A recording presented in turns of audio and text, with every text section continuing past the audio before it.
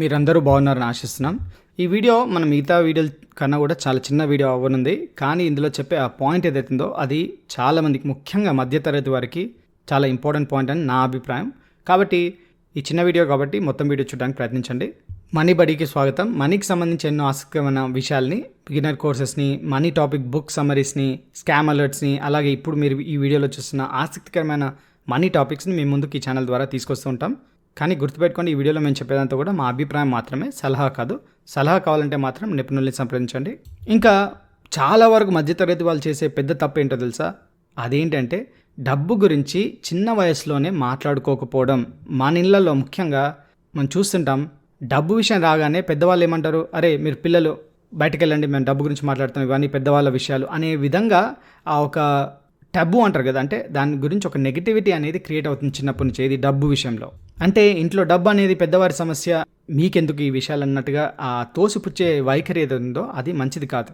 మనం చూస్తుంటాం మధ్య తరగతి కుటుంబాల్లో మనం పిల్లలకి ఏం చెప్తుంటాం, గొడవలు పెట్టుకోకండి, మంచిగా ఉండండి, పోలీసులకు పొలిటీషియన్స్కి దూరంగా ఉండండి, డబ్బులు ఎక్కడి నుంచి వస్తున్నాయనే విషయాన్ని మీరు పట్టించుకోకండి, అది పెద్దవారి సమస్య, మేము చూసుకుంటాం, మీకు డబ్బు గురించి బాధ లేకుండా చూసుకుంటామని తోసిపుచ్చేయడం, ఇవి మనం కామన్గా చూస్తుంటాం. ఇదే మీరు ఒక గొప్పవారి ఇంట్లో, అంటే చాలా డబ్బులు ఉన్న వాళ్ళ ఇంట్లో చూసుకుంటే వాళ్ళు డబ్బు గురించి చాలా ఓపెన్గా మాట్లాడుకుంటారు అన్నమాట ఒకరితో ఒకరు. ఎలా అంటే, అరే పలానా కార్ కావాలి నాన్న అన్నారనుకోండి, అప్పుడు వాళ్ళు ఏమడుగుతారు, కార్ కొనడం గురించి మాట్లాడరు. సరే కార్ నేను ఇప్పిస్తాను, కానీ దాంట్లో పెట్రోల్ ఎలా వేస్తావు నువ్వు, పెట్రోల్ వేసుకునేంత రెవెన్యూ ఉందా నీ దగ్గర అనే ప్రశ్నలు. అంటే ఆ డిస్కషన్ అనేది చాలా పాజిటివ్గా ఉంటుంది. ఒకసారి ఆ డిస్కషన్ వచ్చిన తర్వాత ఏమనుకుంటారు, సరే నేను కార్ నీకు కొనిస్తాను, నీ నెలసరి ఆదాయం ఇంత ఉన్నప్పుడు నేను నీ కార్ కొనిచ్చేస్తానని మాట్లాడుకున్నారు అనుకోండి. ఆ అప్రోచ్ అనేది, డబ్బు విషయంలో ఆ అప్రోచ్ అనేది, లేదంటే ఆ ఆలోచన అనేది చాలా డిఫరెంట్గా ఉంటుంది. కానీ పేద మధ్యతరగతి కుటుంబాల్లో ఎలా ఉంటుంది, కార్ కావాలా నీకు, ఏం చేస్తున్నావు అని కార్ కావాలి, కార్ని ఎలా మనం అఫోర్డ్ చేయగలుగుతాం, దాన్ని ఎలా మెయింటైన్ చేయగలుగుతాం అంటే నెగిటివ్గా.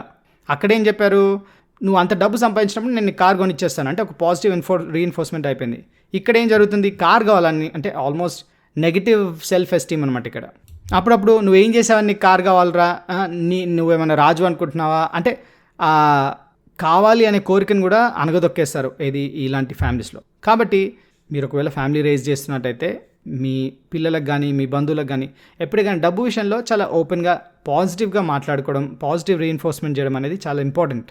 ఇంకోటి ఏంటి, ఇంట్లో డబ్బులు ఎలా ఖర్చు అవుతున్నాయి, ఎక్కడెక్కడ ఖర్చు అవుతున్నాయి అనే దాన్ని గుప్తంగా లేదంటే సీక్రెట్గా పెట్టడం కంటే మీ పిల్లలకి, అరే ఈ నెల నుంచి నువ్వు గ్రోసరీస్, ఎలక్ట్రిసిటీ ఇవన్నీ నువ్వు చూసుకోరా, ఇగో ఇది నీ బడ్జెట్ అని చెప్పి ఆ బడ్జెట్ని వాళ్ళు సేవ్ చేస్తే ఆ సేవింగ్స్ని వాళ్ళు దాచుకునే విధంగా ఓపెన్ కమ్యూనికేషన్తో చేశారనుకోండి. అంటే నేను మీకు 10,000 ఇచ్చాను, 10,000లో మనకు కావాల్సిన సరుకులు, ఎలక్ట్రిసిటీ ఇవన్నీ పే చేసుకోరా అని చెప్పాను అనుకోండి. అప్పుడు అతను, అరే ఇక్కడ కొంటే నేను 10 రూపాయలు ఎక్కువ పే చేయాల్సి వస్తుంది, ఇంకొంచెం దూరం వెళ్ళి కొంటే నాకు ఆ 10 రూపాయలు సేవ్ అయిపోతాయి అనే ఒక మైండ్ సెట్ అనేది, లేదంటే డబ్బులు ఎలా ఖర్చు పెట్టాలి, డబ్బులు ఎలా ఖర్చు అవుతున్నాయి అనే అవగాహన చిన్నప్పటి నుంచే వాళ్ళకి మొదలైపోతుంది. ఇలా కాకుండా డబ్బు అంటే భయం, డబ్బు అనేది చాలా లిమిటెడ్గా ఉంది, డబ్బు విషయాలు అన్నీ పెద్దవాళ్ళు చూసుకుంటారు, డబ్బు వల్ల మనకు చాలా సమస్యలు వస్తున్నాయి అనే ఒక నెగిటివ్ రీఎన్ఫోర్స్మెంట్ అయిందనుకోండి, వాళ్ళ జీవితాంతం డబ్బు అంటే ఒక నెగిటివ్ రూపంలో చూసే అవకాశం ఉంది. మన భారతదేశంలో గుర్తుపెట్టుకోండి, డబ్బు, ఐశ్వర్యం ఇవి ఏవైతే ఉన్నాయో వాటన్నిటిని మనం లక్ష్మీదేవిగా అంటే ఒక దేవతగా పూజిస్తాం. అలాంటి ఒక పవిత్రమైన టాపిక్ని మనం విస్మరించడం కానీ, లేదంటే తోసిపుచ్చేయడం కానీ మంచిది కాదు అనే ఒక అభిప్రాయాన్ని ఈ వీడియోలో మనం తెలియజేసుకుంటున్నాం.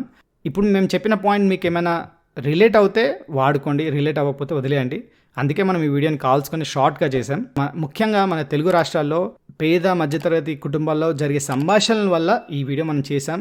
మనం ఇంకో వీడియోలో మరొక ఆసక్తికరమైన మనీ టాపిక్తో మీ ముందుకు వస్తాం. అంతవరకు సెలవు, మీ మనీ బడి.